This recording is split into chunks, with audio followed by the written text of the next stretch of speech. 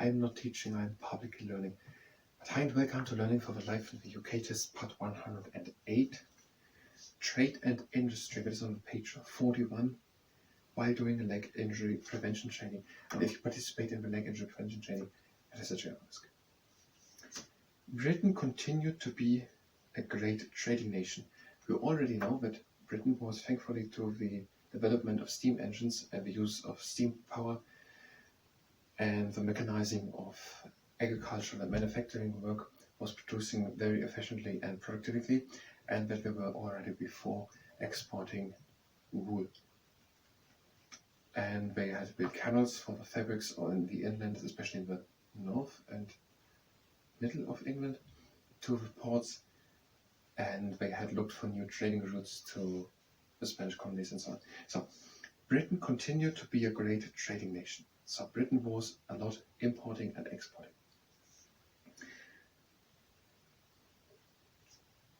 To the part before we should here is quoted: during the Victorian period, the British Empire grew to cover all of India, Australia, and large parts of Africa. That was before, so we should double remember that during the time from 1837 to 1901, the British Empire grew to cover all of India, Australia, and large parts of Africa. The government began to promote policies of free trade, abolishing a number of taxes on imported goods. So, Britain stayed to be a great trading nation. The country Britain was much trading of goods, importing things and exporting things. For example, wool had we. The government began to promote policies of free trade, abolishing a number of taxes on imported goods. So that means if there's something imported, let's say coal, then the government could say we're getting 10% of what costs it. But now the British government had the policy of free trade. So that means that we wanted just to trade freely. You're trading something in or out, you're importing and exporting something. So the firms and companies could just buy goods in Europe or all over the world and trade it into Britain, and we could also just sell something to France or something without that the government taxes it. Something like that is here meant. The government began to promote policies of free trade, abolishing a number of taxes on imported goods. So it's imported, so I don't know if exported goods are tax-free. But something like that doesn't mean. One example of this was the repealing of the Corn Laws in 1847. So there were Corn Laws. We also have something similar laws. We're having free press laws. That was pretty much after the Glorious Revolution. The Bill of Rights, where was it? But it follows the Glorious Revolution. The Bill of Rights, 1689, the Bill of Rights confirmed the rights of Parliament and limits of the King's power. I'm not sure if that's the best way to express it. In 1695, newspapers were allowed to operate without government license. And this was an important time for the development of free press. And now we're having the repealing of the Corn Laws. Now, I don't know what repealing means, but I guess it means to take them back, to no longer have them. Otherwise, it wouldn't make much sense in context here. One example of this was the repealing of the Corn Laws in 1846. These had prevented the import of cheap grain. So there were people importing grain, and that was cheap, but the Corn Laws didn't allow that. So if someone said, we want to make wheat out of a lot of corn, and we're buying tons of it from the Netherlands or from France, then the government said with the Corn Law, we don't want that, and now the trading of wheat wasn't happening anymore. In 1846, the Corn Laws were abolished, and they had previously prevented the import of cheap grain. The reforms helped the development of British industry because raw materials could now be imported more cheaply. We know that coal and raw materials were needed to power the new factories. And now, the reforms, so I guess more things than just the Corn Laws, which prevented buying cheap corn from some countries, were abolished, and it's also written here. The government began to promote policies of free trade, abolishing a number of taxes. And one example is the Corn Laws. These had prevented the import of cheap grain. The reforms helped the development of British industry. because raw materials could now be imported more cheaply. Now if someone had a big mill and wanted to make a lot of bread, they could just buy cheap wheat, cheap grain from France or something, or some other country, because maybe in Britain that grain wasn't that year a bit expensive, and they don't have then the trouble to look, is it this year or that year good, and they could just make a good running fill, and knowing we will have good grain, because maybe there is a lot of rain this year, or there's a big storm this year, and the grain doesn't grow this year, and we're going bankrupt. No, we don't have the problem anymore, because then we can just buy from another country 500 kilometers somewhere else where the big storm is not or was not, and now we will get good grain this year and next year and the next year, and people can now build a strong running company because they are not dependent on the grain from just one country. They knew they can buy somewhere else cheap grain, and that is just an example. It could just be everything else.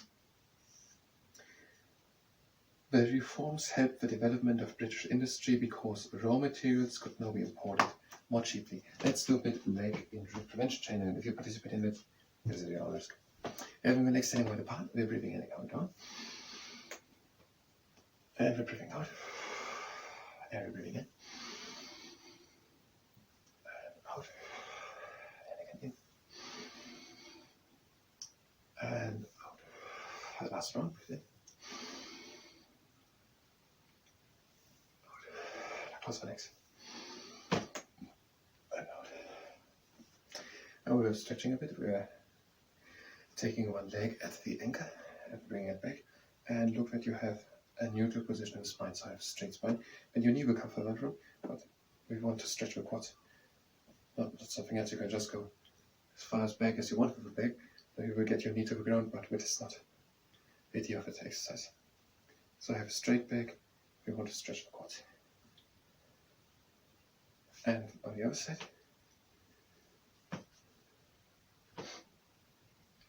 take the ankle, try to have a straight back, and then stretch the quads.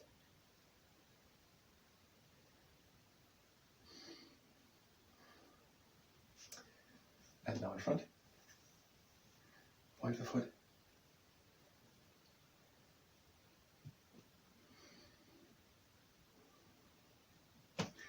And the other leg in front, point the foot.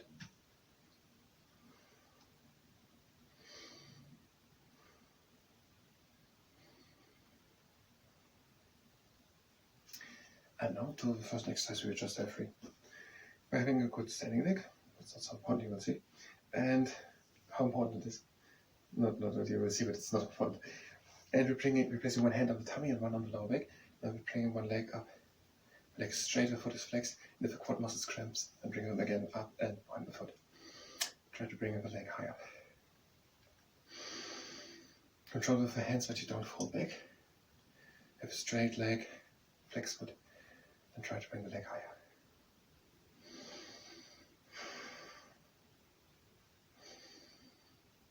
And try to bring it higher. Flex foot, straight back, straight leg and back, and try to bring the leg higher. And that's enough. And then bring the leg up. Pointing the foot. And now the other one. Place one hand on tummy and one on back, and we bring the leg straight up with flex foot.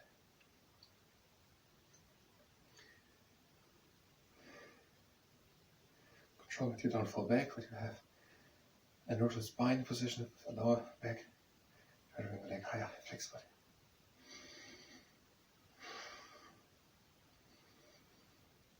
And try to bring it higher, a little longer. And we're bringing it up. And point the foot.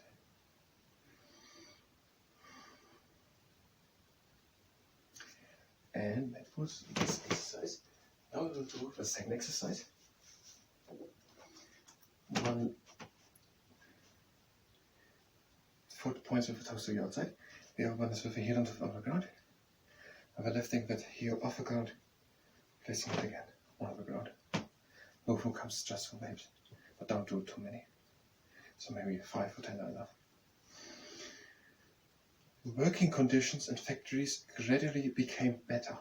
So we know that people are working overly long and under dangerous situations, and also children sometimes even worse. And now these situations for these workers became better. In 1847, the number of hours that women and children could work was limited by law to 10 hours per day. So in 1847 it happened that there was a law saying that women and children should work maximum 10 hours per day. Better housing began to be built for workers. So they were living in better houses. And a few more, you can already have done enough. Transport links also improved, enabling goods and people to move more easily around the country. So, transport links were improved, and that enabled that goods and people could be moved more easily around the country. The sport-ways were improved. Now with the leg, and replacing the on the ground, lifting it off the ground and placing it again on the ground. Just before Victoria came to the throne, so in 1830s, the father and son George and Robert Stephenson pioneered the railway engine, and a major expansion of the railway took place in the Victorian period. So, just before Victoria came to the throne. So completely unrelated, they are not related, George and Robert Stephenson, to Victoria, but these two are related founders. So George and Robert Stephenson in the 1830s pioneered the railway engine. So they built, improved, or something like that on the railway engine. You can have far enough for this exercise. So George and Robert Stephenson pioneered the railway engine, so the motor in a train. And a major expansion of the railways took place in the Victorian period. So in the Victorian period, not only did the British Empire grew over large parts of Africa, India and Australia, but also the railway system had a major expansion. Railways were built throughout the empire. And the last exercise is a bit extreme exercise, so you maybe don't do it. You have a good standing leg, the other leg is with flex foot in the air, bringing it back, and the upper part of the body goes down in a straight line. The leg has a flexed foot, and you try to come down in one straight line, and to have a tall standing leg to bring the pressure onto the biceps femoris of the hamstring muscles.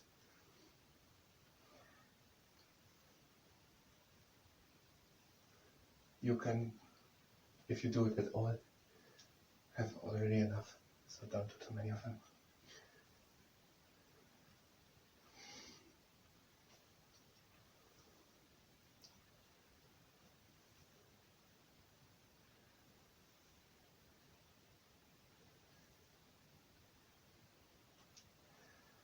And the last four.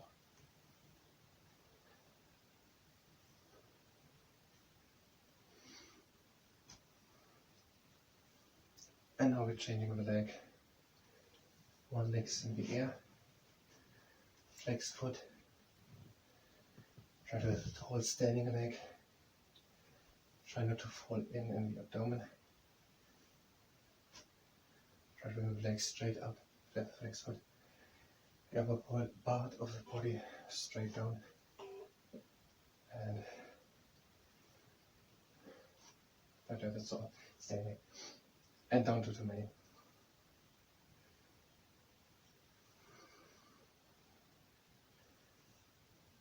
And a few more. Four last one.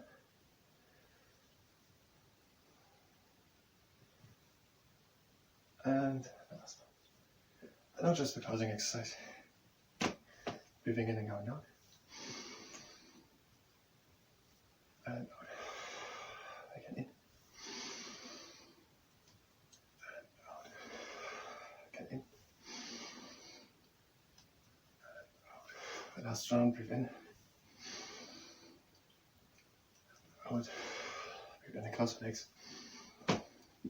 And out, and we're having 40 seconds left. We will come through.